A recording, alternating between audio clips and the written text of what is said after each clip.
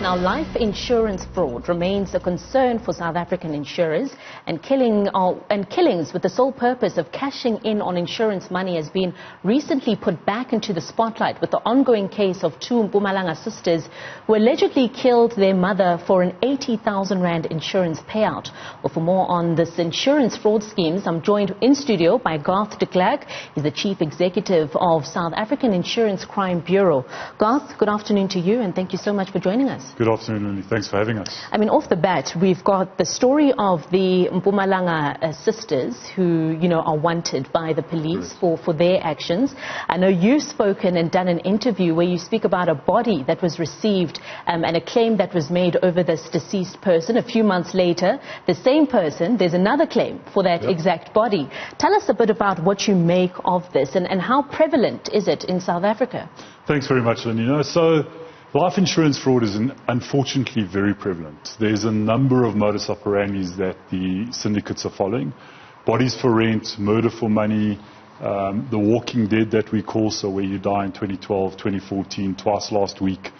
These are MOs that we're seeing on the increase all the time. I would say we deal with thousands of claims per year that are fraudulent life claims or smaller funeral policy claims. And I mean, the issue of this rent-a-body, where you can rent a body and make a claim and attempt to get this money from an insurance company, there must be an entire ring working around that, because how do you keep a dead body for that long? No, correct. And again, it's a syndicate. So these syndicates are working within the mortuary system, within funeral parlors. They have law enforcement wings, and they are able to move bodies around between the different funeral parlors, get different doctors to sign off on false death certificates for the insurance claim. And it's a well-organized scheme. So it's not just haphazardly, I woke up this morning and I thought, well, let me go do this. These syndicates are well-organized, well-planned, they are correctly resourced, and they've got fingers in the right pies. And over the years, have there been efforts by police to kind of get to the bottom of this? What efforts, have been made? No, definitely, Lindi. And I think that's where the Insurance Crime Bureau comes in. We play a bridge between the insurance industry, both the short-term and the long-term industry, and law enforcement. We're there basically to help law enforcement identify the frauds and then assist them in the investigations and prosecutions. And law enforcement is doing a lot of work to try and clamp down on these type of syndicates. The problem is, as you know, there's over 2,000 physical crimes per day in South Africa. That's a lot of physical crime that we have to adapt to. And we say in fraud in South Africa is a contact sport. If I have to kill you to make money, that's not a problem. Times are tough.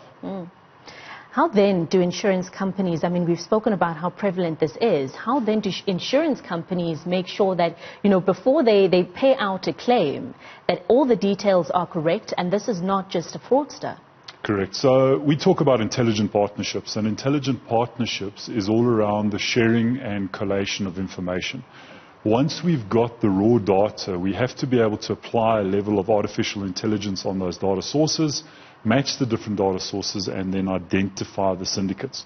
Once you've identified a person has died before, it's very easy to say, well, you can't die 3 years later again. We also are looking at deploying other technologies to identify the body in the morgue, identify the individual that you're talking to, and we're going to be rolling that out in the next couple of months. I suppose that was my next question, is at what point then do we introduce technology to kind of help, fight this type of crime? Because surely there must be something out there that would be able to, if you're getting two bodies in a matter of months, surely there should be some sort of technology that helps you identify that this person has already sent us a claim and this is the exact same body that we're being claimed for again. No, and that's exactly it. We have to deploy technology, and your previous speaker from the CSR was fascinating. That type of technology is exactly what we need. We need innovative thinking. We need people that are committed to fighting the fraud. And our associations, SAIA, ASISA, we work with players like Sabric. We all come together in order to deploy common resources as a community. And once we've got those solutions, we're able to assist law enforcement in actually physically fighting the crime. So you've got the artificial, the data scientists, the intelligence around it, and then you have the physical side where we have to interact with law enforcement. And over time, we have become a lot closer in actually protecting the South African community through the investment of all of these bodies. Sure. I mean, let's look at how we were, faring in 2019. How many claims, if you can share that with us, were received, and how bad was the situation? It's very difficult, Lindy. We don't keep statistical information on the number of claims because we only know the claims that we see. But I can safely say thousands of false claims were submitted to insurance companies, and certainly it runs into the billions of rands. ASISA, who's the body that looks after the long-term insurance industry, they produce statistics, and you can go visit their website to see some of the statistics that they produce. And again, that's only the claims that were detected. A lot of this goes undetected. So the sisters, for example, it was quite a brutal murder. It was very much in your face, but a lot more other people are subtle. Absolutely. I mean, my colleague JJ Tabane had an interview last night with, the police who are working on that specific case in Mpumalanga, and he was saying that, when you look at that story about the Mpumalanga sisters, you ask the question, is this the first time that they're doing something like this? Definitely not. You would probably find, if you investigated the environment around those sisters, they have been involved in other things. Again, you don't wake up in the morning and decide to murder your mother. It's not the type of virgin crime that you're going to see coming out of an individual. So you'll probably find they've been involved in other things.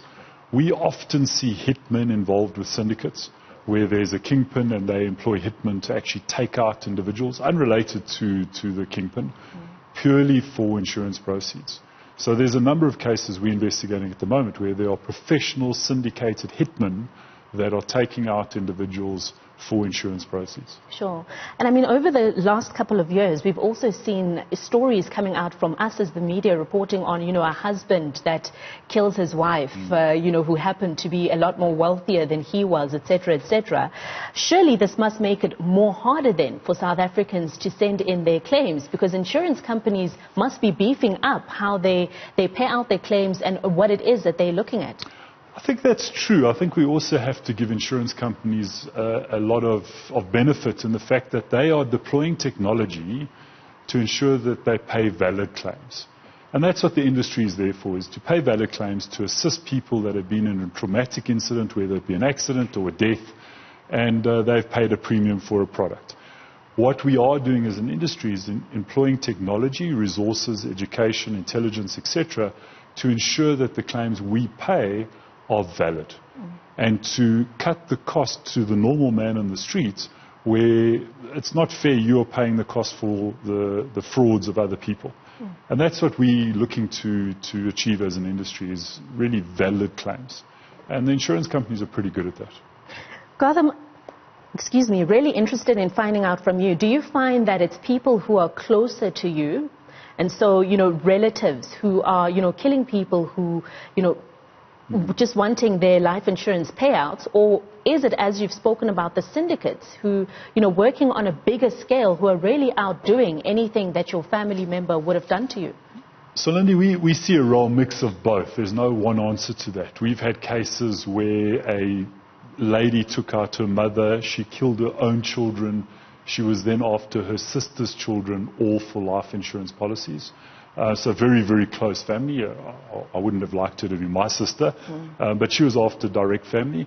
And then we see people that work, for example, in our medical health environment, where they know that auntie or that oomie has got a very bad cough, is probably going to die in the next 6 months, and then they will try and take out a fraudulent policy on that person. So you see the really well-organized syndicates, and then you see the family scenarios. And there's a mix of both. There's hundreds of cases of both of those examples. Sure. I mean, in the African culture, it's very sensitive when someone says to you, I want to take life insurance out on you.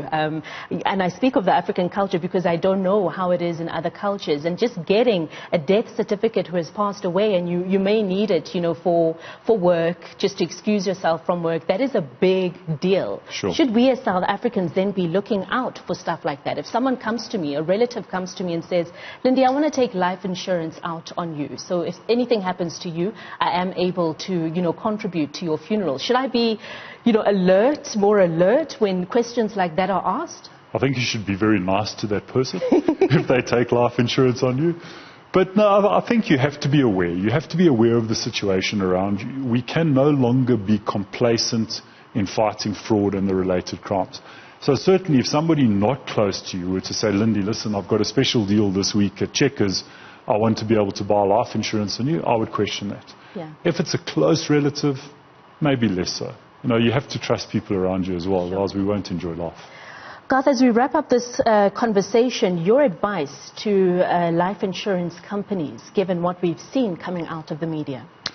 Again, we have to look at intelligent partnerships, share information, pool resources, pool the intellect that we have as an industry. There are thousands of investigators within the short and long-term industry dedicated to fighting crime and fraud. They are experts in the field. We need to bring that all together and make sure that we attack these syndicates as a force, as a community. All right. Well, thank you so much for that. Garth de Klerk, he's the Chief Executive of South African Insurance Crime Bureau, speaking to us about what life insurance companies need to be looking out for as they pay out those claims, and just be on alert about the fraud that is happening as well.